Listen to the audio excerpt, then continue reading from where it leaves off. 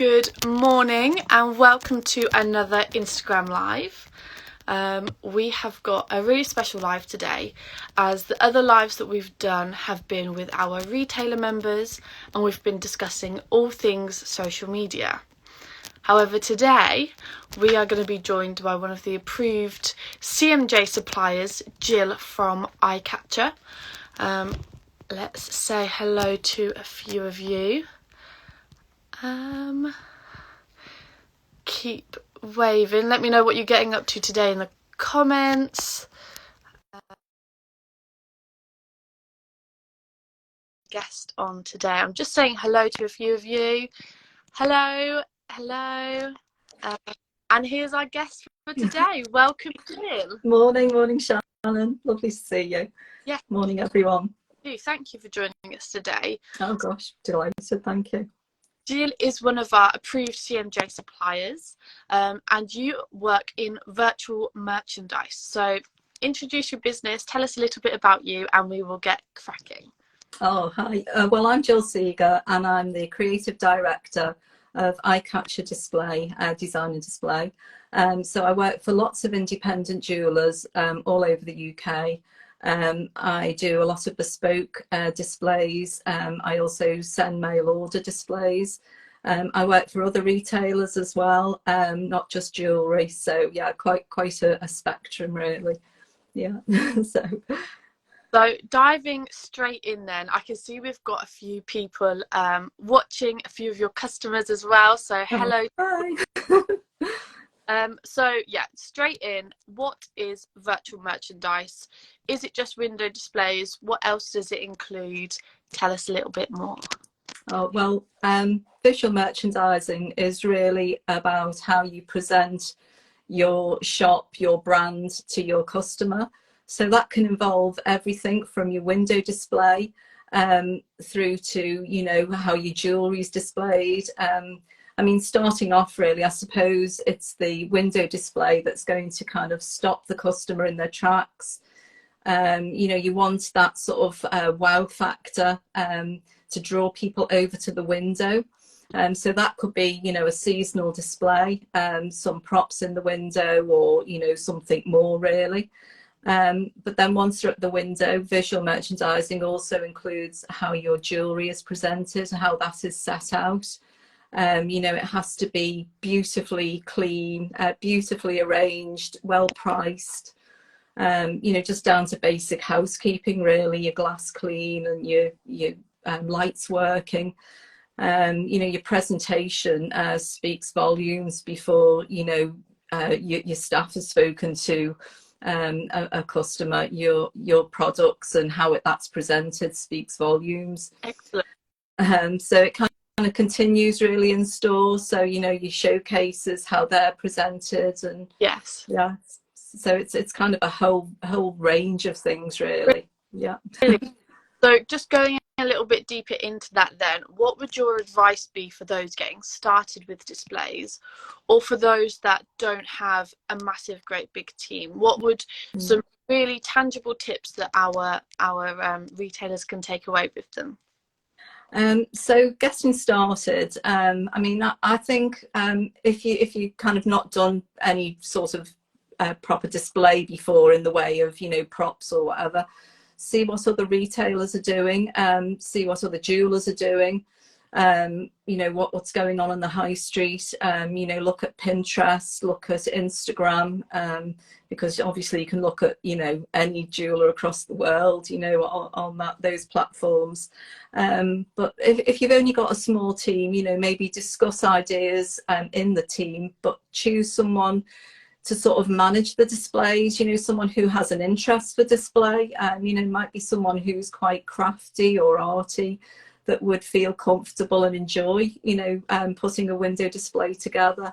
So yeah, that's the way I would kind of suggest to go really, for someone just getting started, you know. Yeah. No, that's brilliant. That's really helpful. It's always good to have just a place to start. Yeah. So next question would be something you mentioned, you touched on earlier, was planning your displays throughout the year. So tell us, how do you recommend our retailer members do that? Well, I think planning a display is really important. I mean, sometimes it can be a bit of a knee-jerk reaction, and that kind of shows really.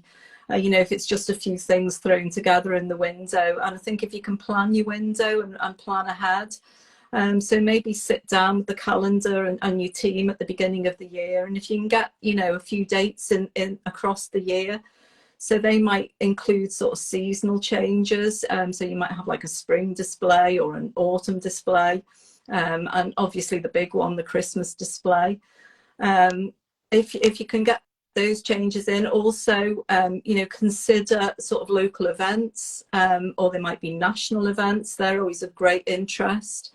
You know, we've just had the coronation, and that's, you know, that's been, you know, an event which you could have kind of shown in your window. Yeah, so I would do all those things. Maybe sort of 3 to 4 changes a year would be enough, I think, maybe to start off with. But sort of, you know, maybe a smaller part of your window to use for sort of events like Valentine's Day and Mother's Day, where you don't really want to fill the whole window, but you could have, you know, a smaller display in a small area of the window. I mean, it could even be, you know, a sort of door decal or something, you know, just to kind of say, we're, you know, we've noticed, you know, we're doing Valentine's Day or whatever, you know, or a small selection of jewellery in one part of the window to show that. Yeah. Brilliant. That's yeah. really, there are so many nuggets here. I hope that this will be released afterwards, and we're also putting this this live, we're going to put it into a blog, because Jill has so much expertise and we can't wait to share it with all of our members. So Exciting. we had a great discussion putting this live together in preparation. And in our discussion, you mentioned themes across the like sharing the display themes across the platforms, and this is something you were really passionate about. Yeah. Before I ask the question, I do need to have a shout out, say hello to Wongs. I can see that you're commenting. Thank you very much for all that you're sending. This is something that Wongs actually do very, very well. Yeah. So yeah, tell me a bit more about sharing the displays across the platforms and what that means. Yeah, so if you've done a display, you know, and you've sort of got, you know, your props in the window, and, you know, it might be a backboard, it might be some printed material, whatever that imagery is, you know, it could even be a colour, that should be shared across all platforms, you know, so it should be shared across sort of social media. And to just say that Wongs do that very, very well. So they've had a Eurovision display, and it's quite a big display on the outside of the shop. But that imagery is sort of continued across, you know, their social media. So it's on Instagram. So for example, the outside display includes, you know, mirror balls and all sorts of things, but they've taken like the mirror ball, for example, and like used it in their Instagram feed, along with, you know, very cleverly, along with, you know, diamond rings and that sort of thing. So it works very well. But what you're actually doing is you're creating such a strong message to your customer, because a lot of customers, you know, are already looking on Instagram before they look at your window, and the two kind of work together. So, you know, it's enforcing your branding and everything else, your identity. So it's so important these days. I mean, social media is such a big part of retail, and should never be underestimated, really. And the two should just kind of work seamlessly together. Yeah. No, that's really helpful. Thank you for sharing that. So then, looking at it from the other side, what would you recommend that our retailer members avoid when it comes to their displays? Oh, right. Well, thinking about it, there's probably a couple of areas I would say, you know, you could sort of avoid. Well, I think the couple of main ones would be, if you never did anything with your window, if you never put any kind of display, and if you never change your display, if you think that that's going to attract customers, you know, I think you would be struggling, really. You know, I think now you've got to work quite hard at getting people over to your window and into your stores. So, you know, a display is like really, really important. It creates the wow factor. It stops, you know, a passerby. It draws them to the window. It's so important. So it's more of a do rather than a don't. But yeah, certainly, you know, definitely look at your display and try and see it through the customer's eyes. You know, see it from their point of view. You know, does this look colourful, interesting? Do I want to be drawn to this window? You know, ask yourself those questions, as I say, from a customer point of view. And the other big no for me would be overstocking your window. So I know, you know, jewelers have a lot of jewellery in their safes, and they think the answer is to get everything into their window, and you know that will work, but it actually it's quite frustrating for a customer looking in the window and seeing a sea of stock, you know, with no space around it, no structure to it. And they will walk away because it's just too confusing to look at. So things have to be well displayed with space around them, you know, give it thought really. So they kind of be the two main areas that I would avoid, if that makes sense. Absolutely, that's great. That's really helpful, because I think also we're shopping habits have changed so much, haven't they? They have, yeah. When we were talking, you said about a window display needs to really highlight the jewellery. It needs to be the attraction to get people over to the jewellery. Yeah. So yeah, I think that's an absolutely brilliant little nugget that you've just shared there. Good. What are the trends around window displays? Because this is something that is actually changing quite a lot, how our high streets are interacting with jewellery stores and with displays within windows. Yeah, what are the trends? The trends. Oh well, right. The trends. I mean, from my point of view, there's a massive trend going on for outside decoration. Whether that's decorating you know, your doorway with some floral decoration, or Christmas with garlands outside.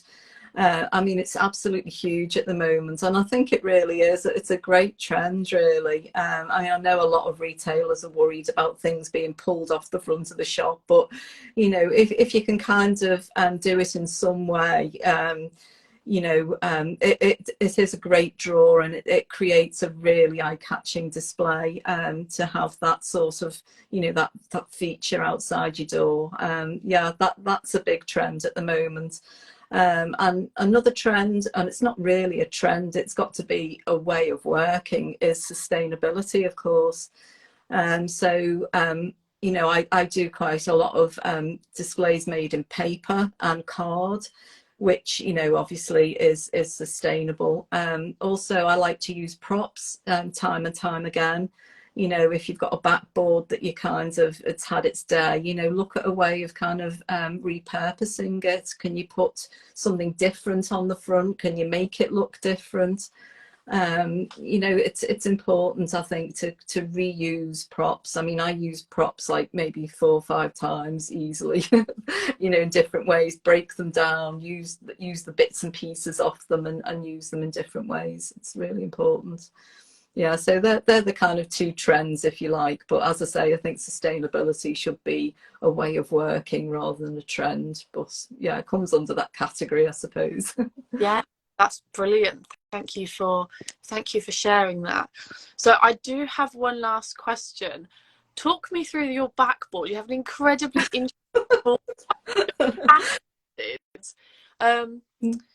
yeah, talk me through some of that. Is that part of your creative process? Is that where you kind of get started, or? Well, the wall behind me, this is my office, and this wall is kind of, you know, if I'm working on a display, I might make up a prototype. Yeah. And rather than burn it, I stick it to the wall. So yeah, so there's lots of things there. The hexagonals were they were an exhibition stand. I had part of an exhibition stand, and they kind of feature images of displays. Yeah, and the rest are just kind of bits and pieces, really. You know, as I say, trial displays, and I like to kind of keep them so it's they're stuck on the wall. So yeah, it's quite colourful, isn't it, really? But yeah, it's a good memory board, really. Yeah. Absolutely. Oh, wonderful. Well, thank you ever so much for joining us today. Thank you for pleasure. the tips that you have shared. That has been so helpful.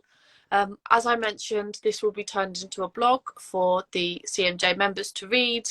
And we have a few other things in the pipeline, so I'm not going to share too much, but we are going to do a version of this, aren't we? Yeah. Because it's a massive time of year for our retailers, and we just want to give them the most of how they can make the most out of their window displays. Yeah, so yeah, thank you very much for joining me today, Jill. I really appreciate your time and your expertise. Gosh, you're most welcome. It's been lovely chatting to you, Shannon. Thank you. Thank you so much. Take Okay, care. bye now. Bye bye.